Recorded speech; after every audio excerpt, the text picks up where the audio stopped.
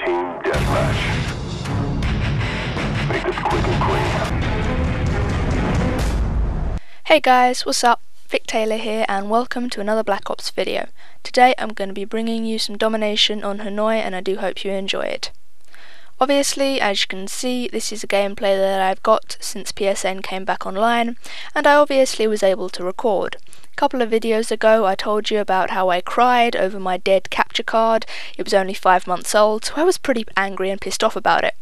I ordered another one, the same one that I had before, which is the DVD Maker 2. It comes with a recording, editing, rendering and uploading program, so it's kind of a package deal, and I was very pleased with how it performed.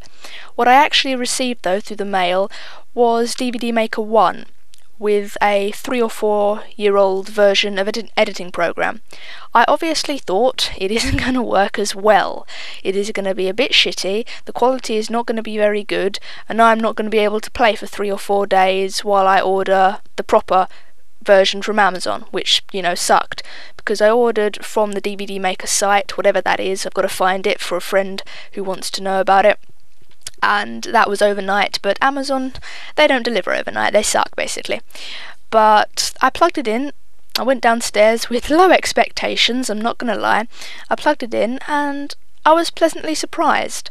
There was no decrease in quality, it recorded smoothly, no lag, very accurate, and it didn't take any problems setting up at all. It works with the old editing program, I don't have to install anything, it's really just a brilliant piece of equipment. It looks older, it's quite chunky, but who the fuck cares about chunkiness?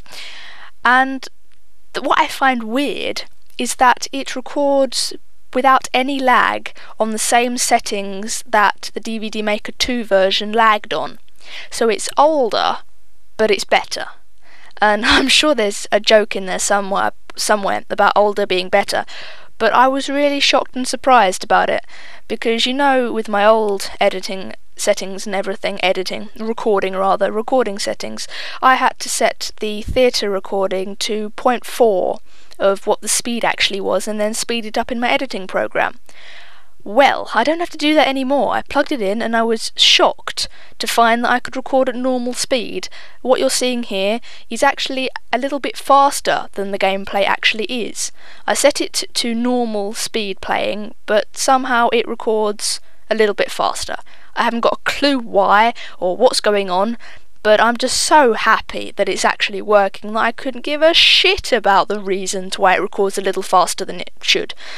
And I'm just unbelievably happy about it.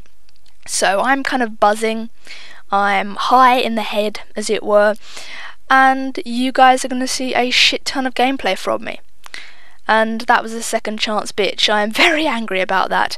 But as you can see, this is the first example that you've seen of my tactical insertion camping of B and a shitty grenade throw. My goodness, that was bad. But I just bung my tac insert right down next to B, and that can pretty much guarantee that we never lose it, except when I suffer a brain fart like that. I remember I saw it flying through the air, but I thought, oh no, I'll still have time to get out of the way. But no, Vic, no, I died a horrible death. But oh, I just love being back on Black Ops. Yeah, back on Black Ops. It's brilliant, to be honest. And it might be a little bit of camping what I'm doing here, but I guess it's just resetting my respawn point, and I'm just having fun with it. But we've been at this for 3.5 minutes. What I actually wanted to talk about was I have a local field, and I'm sure everyone has a local field. Mine, it's got a bit of wood on it, it's got a train track covered by fences down at one end of it, it's got a river, and it's got several rugby and football playing fields, as well as the local football team's training ground.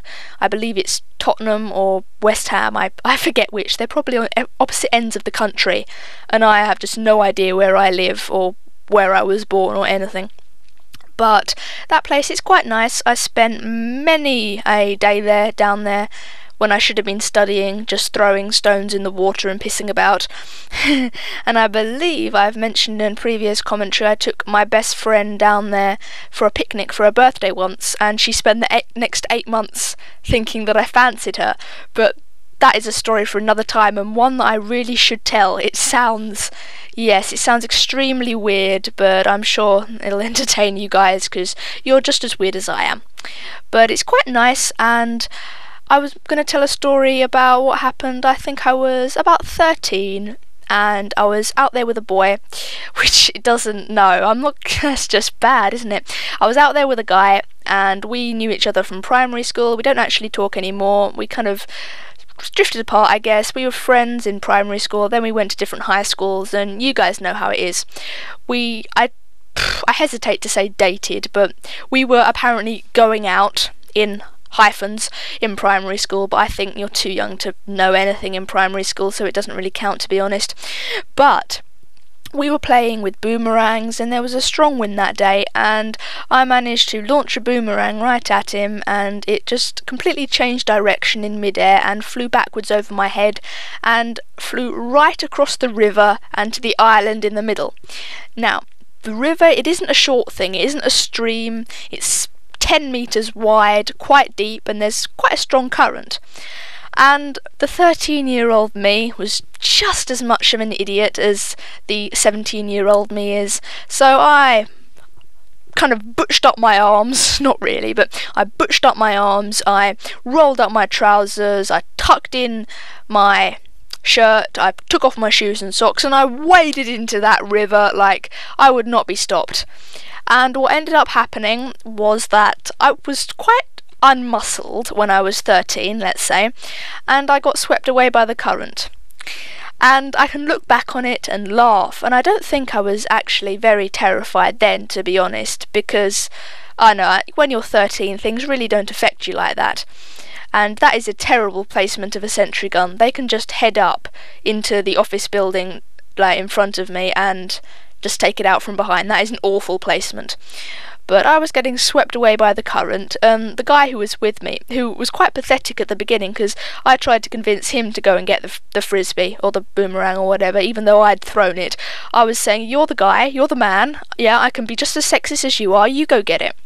But he wouldn't, and I therefore went in and I got swept away by the current, and I was getting swept away by the current. I probably had no idea what was happening, but I turn around and I see him wading up to his knees with his trousers rolled up, and he looked quite silly because he does not have good legs. I'm not gonna lie, I can say all this because he'll never watch it, but he was wading in up to his, I think, waist at this point, and ended up saving me from the deadly currents of the river.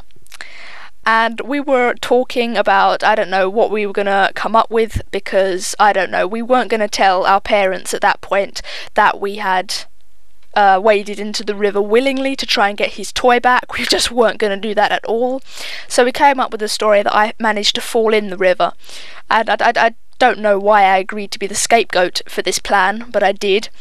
And we told everyone, and everyone fussed for I think about 5 minutes and then forgot about us, which was the ideal situation for us because we were kids and we didn't want to get told off.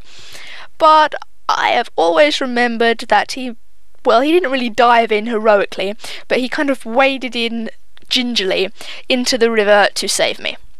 And we don't talk anymore.